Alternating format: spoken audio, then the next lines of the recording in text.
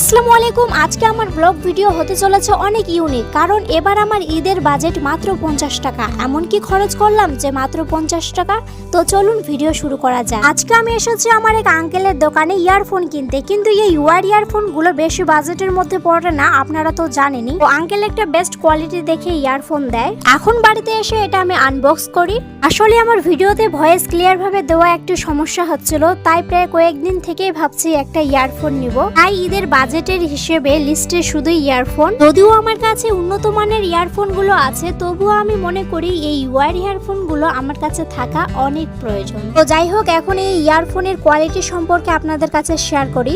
এই ইয়ারফোনের ইয়ারবাডস গুলো ম্যাগনেটিকের, যা খুব বেশি স্ট্রং না এবং মোটামুটি নর্মাল বলাই চলে। আর কন্ট্যাক্ট হচ্ছে টাইপ সি। আর মাইক্রোফোনের যদি কথা বলি তাহলে -48 + 30 dB। যদিও আমি এর সাউন্ড কোয়ালিটি চেক করেছি, তাহলে বলবো মোটামুটি বলাই চলে।